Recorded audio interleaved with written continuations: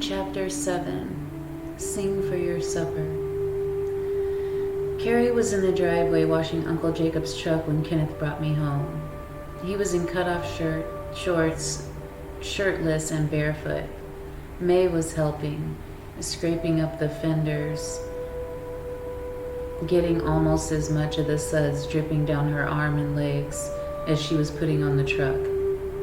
Unhindered by clouds, the late afternoon sun was still strong enough to make things gleam, especially Carrie's bare shoulders and back, emphasizing his muscularity. He turned towards us. We slowed to a stop. "Good-looking boy," Kenneth muttered.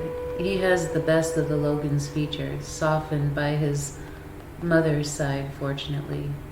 "I see why you're drawing hearts in the sand," he added with a wink.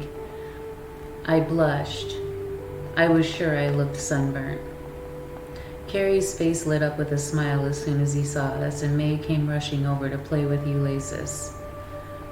"Hi, Mr. Childs," Carrie said, approaching. "I'd shake your hand, but..." He held up his soapy fingers. "It's all right. I'm not allergic to soap or water." "Even though Melanie might have told you otherwise," he said. My jaw dropped. "I wouldn't."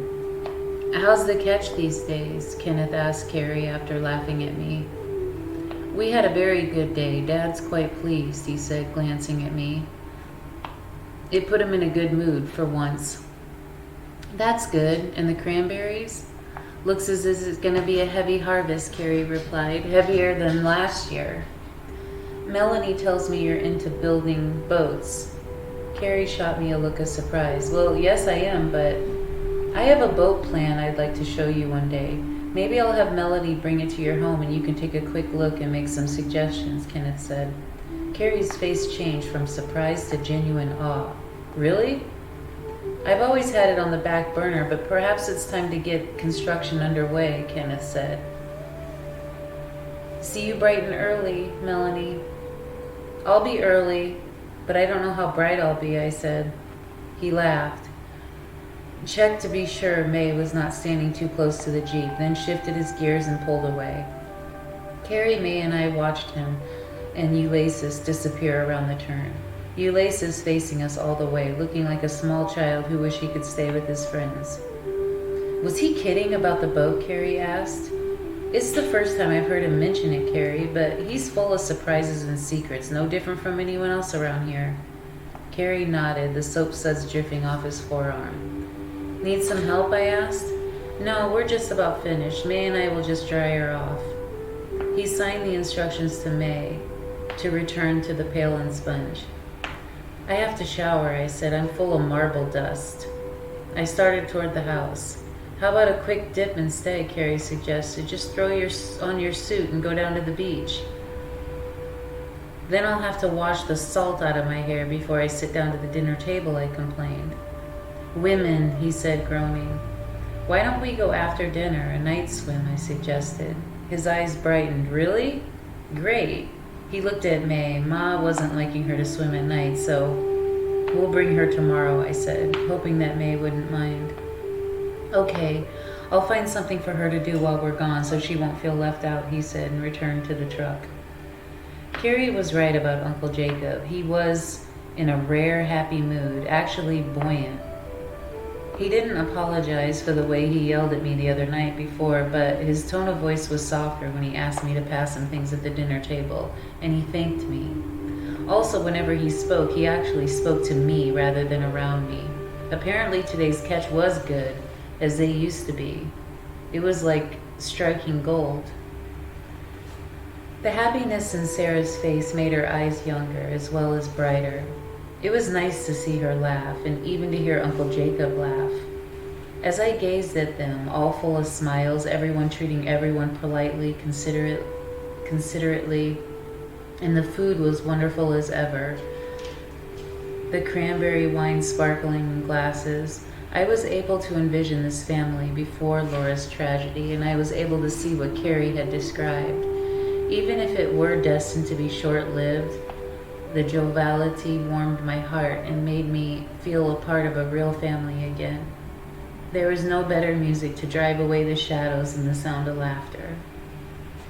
Suddenly, as the meal was coming to an end, Uncle Jacob leaned on his elbows towards me, his eyes dark and fixed, his smile gone. "What do you say you earn your supper tonight, Missy?" he said. I glanced at Carrie, who shrugged, and then Aunt Sarah, whose mouth hung open. "How?" I asked. "You know, like people did in the olden times, found a way to pay for their dinner." "What do you want me to do?" I asked, my throat tightening and my voice hardening. He slapped his hands together. "We'll all adjourn to the living room and have a private concert. What do you say, Sarah? Can you let these dishes wait?" "You mean you want me to play my fiddle?" I asked, astounded.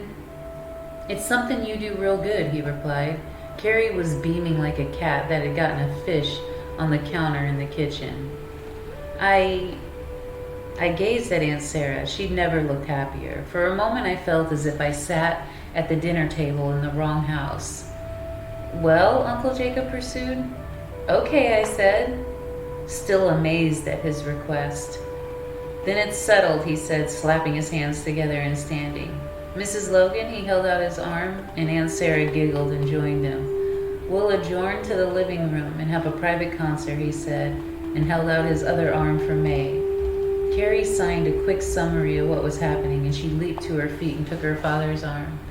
"What's going on?" I asked Carrie as we watched them leave the room. "I don't know, but as Dad often says, don't look a gift horse in the mouth. Shall we?" Carrie held out his arm and I took it, still quite shocked and confused.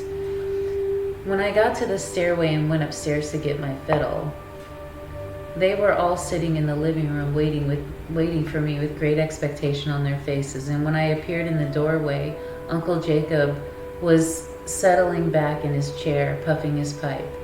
Aunt Sarah sat on the couch with Carrie on one side and May on the other. "May has a way of hearing this," I explained, and gestured for her to come to me.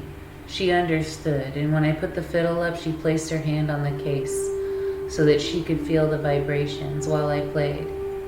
I did 7 tunes, singing along with 3 of them. Aunt Sarah looked very pleased, and Uncle Jacob nodded and tapped his fingers along with the rhythms. Carrie never took his eyes from me. "Well, that's a real voice," Uncle Jacob said. "You earned yourself a few dinners." "I'll see to the dishes," Aunt Sarah said, rising. "That was wonderful, Melanie. Thank you." "I'll put away my fiddle and come help you clean, Aunt Sarah." "Oh, no, you don't," she said. "You heard Uncle Jacob. You earned your keep, so you go enjoy yourself," she insisted. I went back upstairs and put away my fiddle. While I was returning it to my case, Carrie poked his head in the door.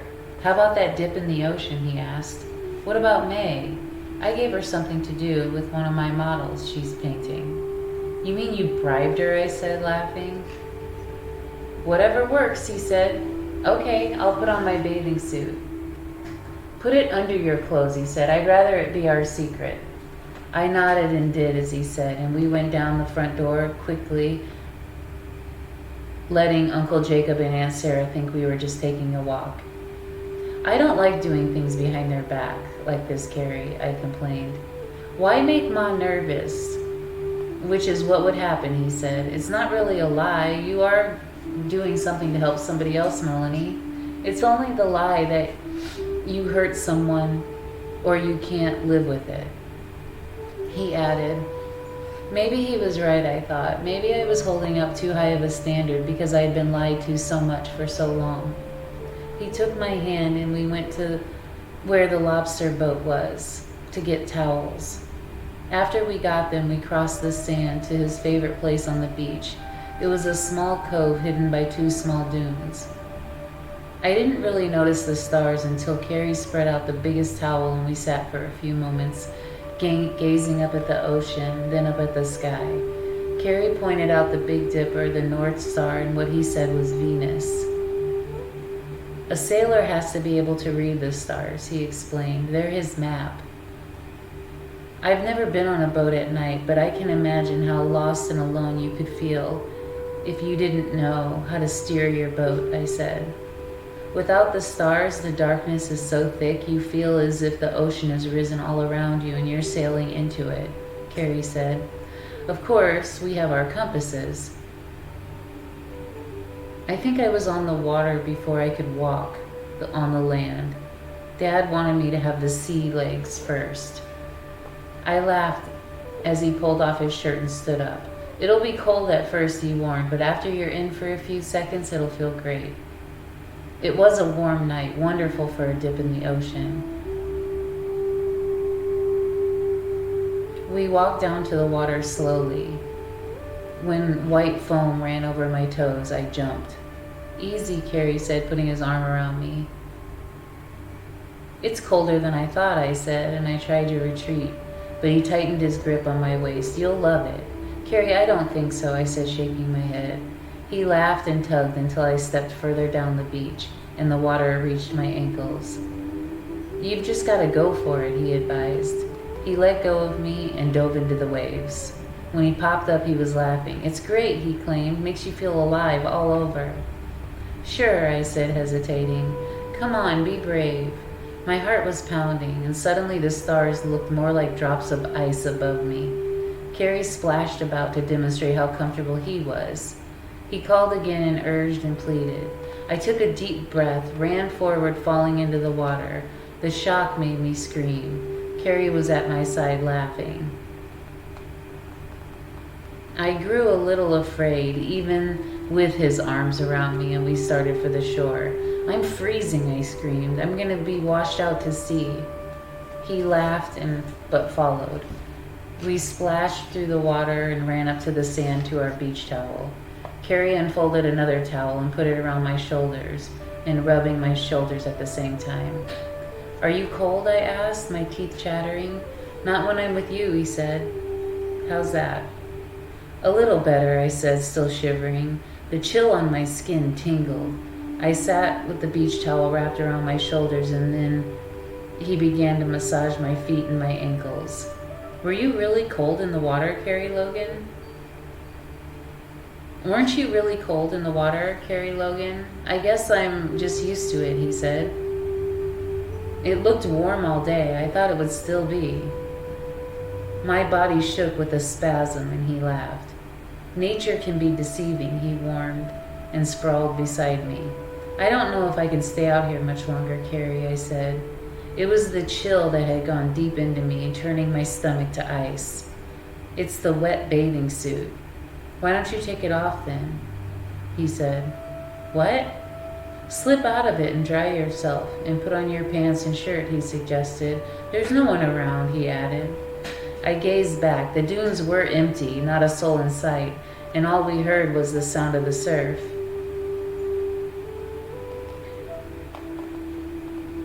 The mixture of the chill and the warm tingle that shot down my spine made me moan.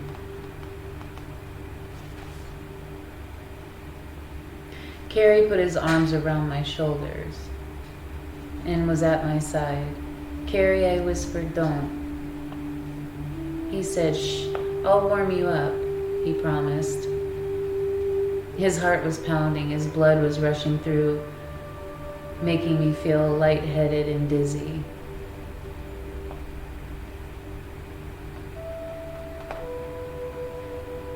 Carrie, it's all right, he said. It's only me. We're alone. I lifted my hand to touch his face, and I could feel his heart thumping. Then he rubbed the towel all over me, wiping me dry, and made me feel absolutely comfortable and content. Carrie then lay beside me and kissed my cheek and my nose, and he ran his finger against my chin. His face was in the darkness, but just enough light came up from the stars to allow me to see his gentle lips and a small smile. Melanie, you were meant to be here. Ma's right. You were brought here to make us all well again, especially me, he said.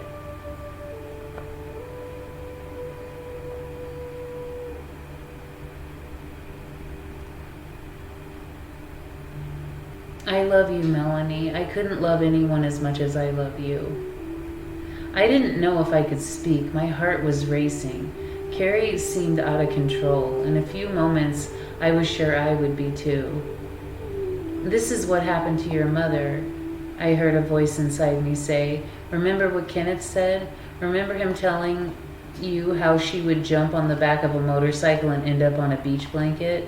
Well, you're on a beach blanket now, Melanie Logan, and you're about to be naked and do what she did."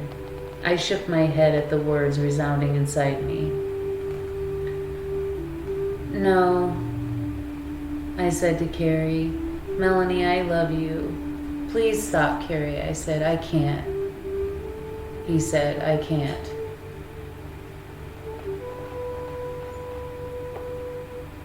He pulled back,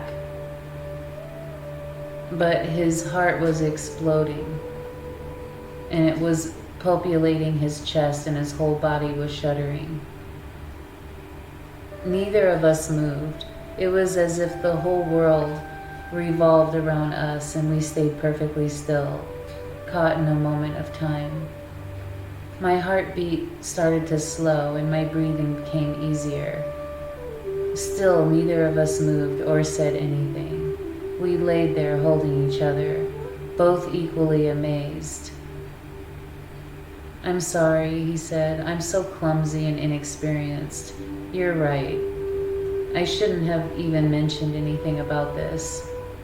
You probably think I'm an idiot." He sat up quickly. "No, I don't, Carrie. I'm not very experienced either, no matter what you might think." "You're not," he said skeptically. "No, I'm not. Why?" I asked, turning to him. "Do you think that I'm like my mother when she was my age?" "Is that it?" I asked hotly. "No," he said. "Maybe I am. Maybe it's in my blood," I said bitterly. But what? "It's not a sin if you love me as much as I love you," he said. "You wouldn't do it with any other boy, would you?" I shook my head. "So, don't you see that means we love each other?" He leaned towards to kiss me, but I pulled back. "No more, Carrie. I just want to get dressed and go back to the house." "You're not mad at me, are you?" "No, I'm just a little confused about everything. Please try to be understanding," I insisted. "Okay," he said. He stood up and we both dressed silently in the dark. I probably looked as if I'd been rolling around on the beach, I moaned. "We'll stop at the boat and you can straighten up," he said. His voice was different and strained. But I really was confused. Was I just like my mother, or was I really in love with Carrie as I imagined?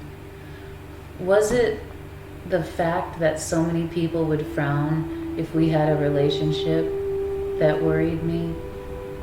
He gathered the towels and we started away, carrying our wetsuits. Carrie walked a little faster, remaining a foot or so ahead of me.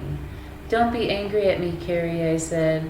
"I have too many confusing things going on right now, and I need to think more clearly about everything."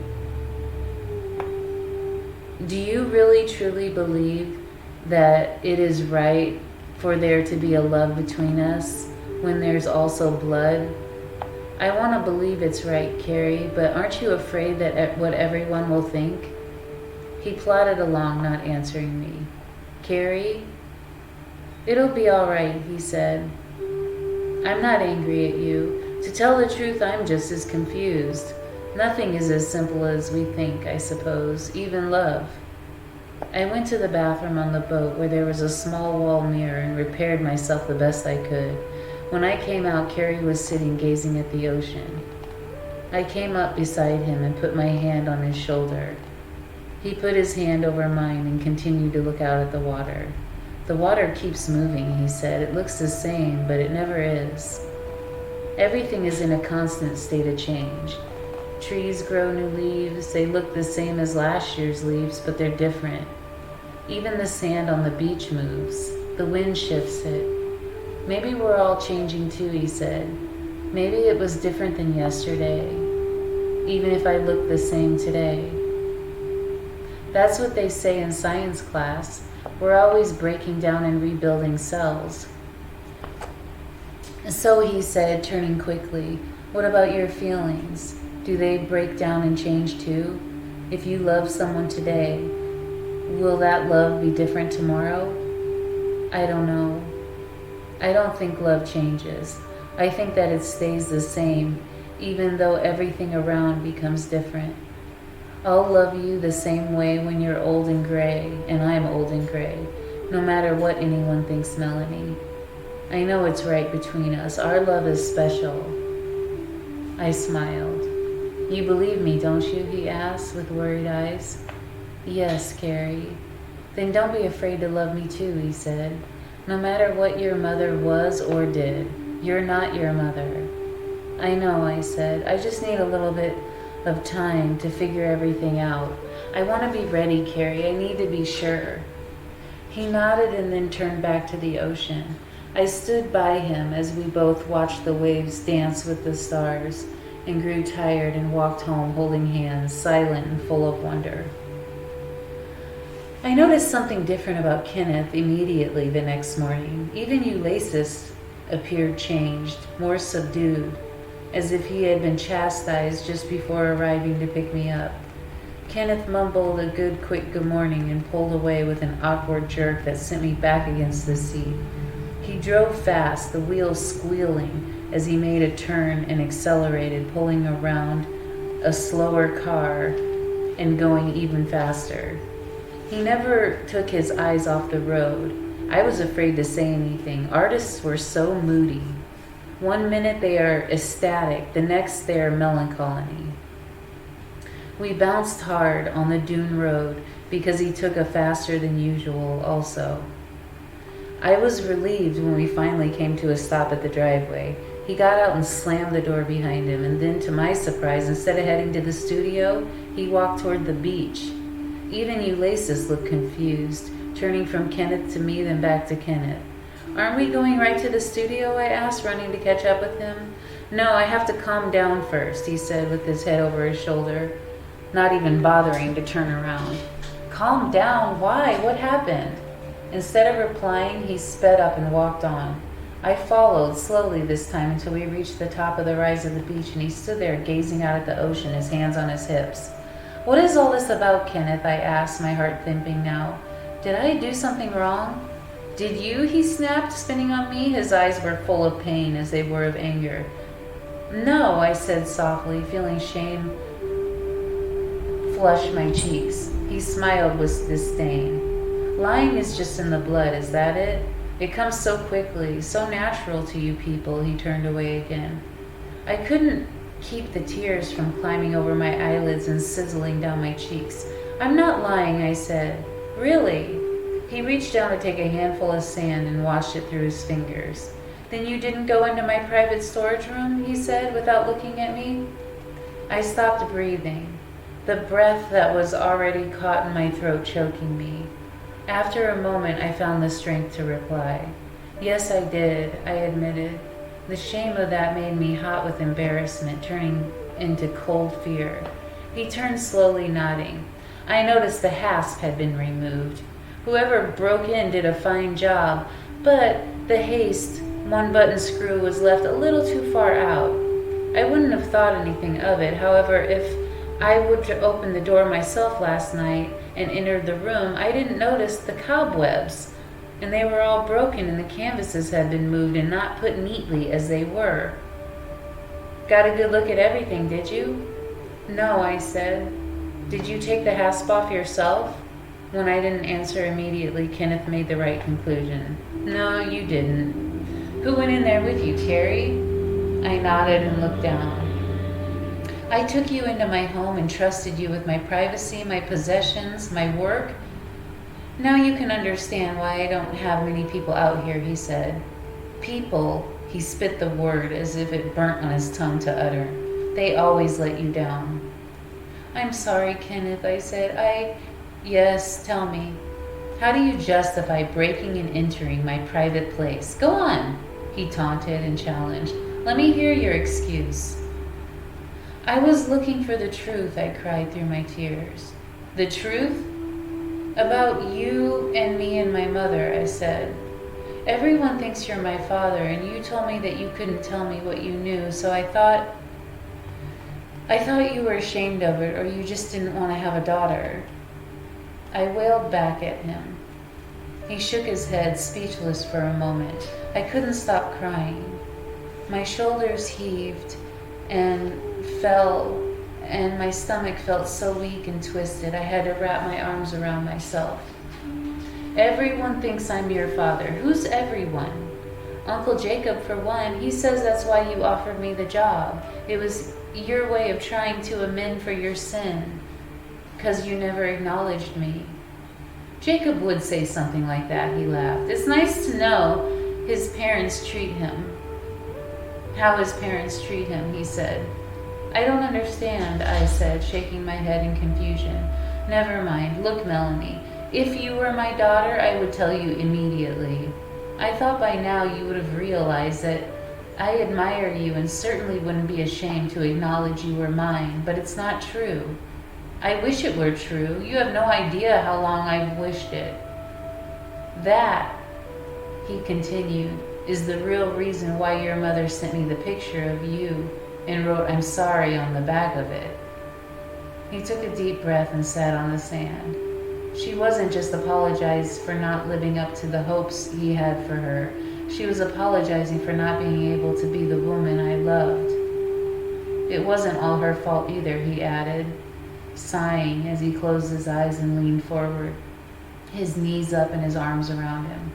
I stopped crying and sucked in my breath and sat beside him. Then you loved my mother. Yes, very much.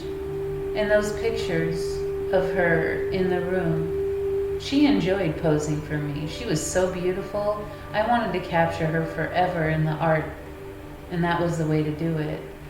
Eventually it became the only way to do it, and that made us both wonderful and painful for me. I got so I couldn't look at those pictures, and I had to keep them under a lock and key, almost as if locking them away from myself as much as anyone else. As you and your boyfriend saw when you went in there, he continued bitterly, there were cobwebs all over the door. That's how infrequently I entered to gaze on those pictures. After you arrived, I thought about Haley constantly, and I couldn't resist going in there again. That's when I made the discovery. I'm sorry, Kenneth, I said. He was silent, so I reached out and touched his hand. He nodded. Well, I can understand what you're going through, I guess. Living with Jacob and hearing his moralistic trash. He never really knew or understood your mother. He was always jealous of her affection for me, too. And when Chester came to her defense, he shook his head. Did anyone tell you that they actually had a fist fight on the beach? Yes, Grandma Olivia mentioned it. Chester whipped him, of course, which helped widen the chasm between them and the whole family. Haley enjoyed having men fight over her. All that I told you about her was true, he said. She was bedazzling, tormenting, a tease with a capital T, but all of us let her get away with it. He smiled, remembering. Then he looked at me. I should have made it perfectly clear to you that I wasn't your father, that Haley and I never had the opportunity to be your father. This revelation came as a shock to me, but I knew now was the time to press on for more information. Then who is my father? Is he someone here in Providencetown? I really can't say, not because I don't want to, but because I don't know. He shook his head. It all happened so fast. She and I weren't seeing each other much at the time. Why not? That's something very personal to me, Melanie. All of us have to hold on to something. It doesn't have to be anything to do with what you want to know. Just like everyone else close to your family at that time, I heard that Haley was pregnant, and the next thing I heard, she had accused Samuel. I knew that it was untrue. I had been at their house often enough to see Samuel treat her the way he would treat a daughter and not a lover. He was always charming and kind and probably spoiled her. It's sort of an example of biting the hand that feeds you. When it came time to blame someone, for some reason, a reason she wouldn't reveal to me, she turned on him. He seemed the most logical, I guess. Why? Olivia was harder on her. Anything she got because of Samuel. He bought her the clothes, the jewelry. He doted on her. Olivia was the ice queen who treated her the way an evil stepmother treated Cinderella. If Olivia demanded she do a chore, Samuel would find a way to get her out of it and pay someone else to do it. If Olivia punished her for misbehavior, Samuel got her to reprieve. I suppose she played him the way she played all men around her at the time, even me, he said. She wasn't very nice then, was she? Well, she was like a beautiful but dangerous creature, he replied with a smile. I think some men like being manipulated. Samuel certainly had to know she was beguiling him, using him, but he enjoyed it. He had no daughters, and one of his 2 sons took after his wife that treated him as poorly as she did. His other son became jealous of him, I think. Jealous? My stepfather? Why would he be jealous of his own father? He was jealous of how Haley treated him and how he lavished gifts on her. Chester was always in love with Haley. So was Jacob, but Jacob thinks his own feelings were sinful. In his case, it might be true. Jacob hated her because he loved her, if you can understand that. Chester, as I told you before, worshipped her and eventually paid a dear price for that worship, his family. That's really all I know of it, Melanie. She named Samuel as the father of her baby. Chester either believed her or wanted to believe her, and they ran off. So as I told you, your father could be someone here, or he could be someone just passing through. I'm afraid the truth died with her. He turned to me again. That's why I advise you to stop the search. Stop trying to look back on the painful past and look into the future. Take advantage of the situation. Take everything you were given from that mad family and go on and be your own person. You're bright, talented, and beautiful. You have far more than most girls your age, even the ones with parents. I turned away. The ache around my heart felt like a hand closing on it, squeezing the very life from me. It's not easy to do that, I said. Yes, I know, but essentially it's what I've done, Melanie. I turned back to him.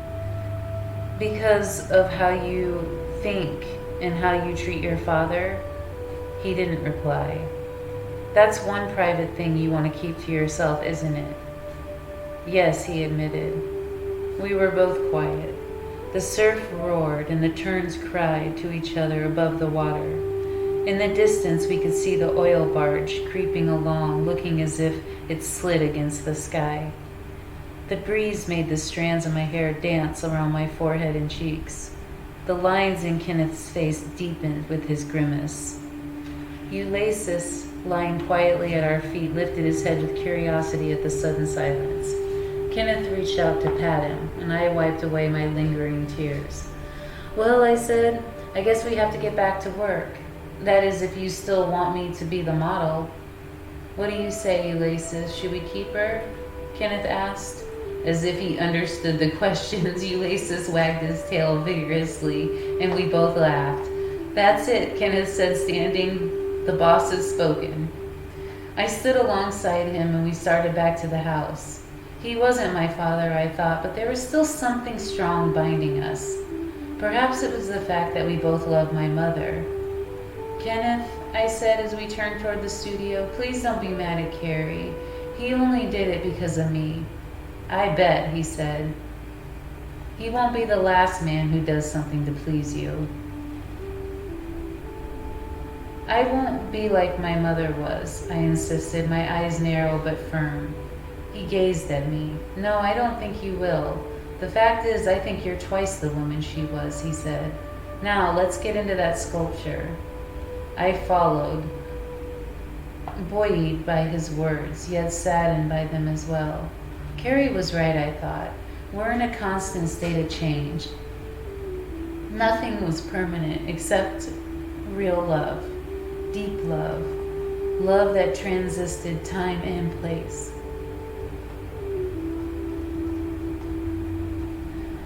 It was the rope we cast to each other to keep each other from drowning in the sea of turmoil otherwise known as life. I wondered if I should take hold or swim on, searching until I discovered there was no more answers waiting for me, at least in this world.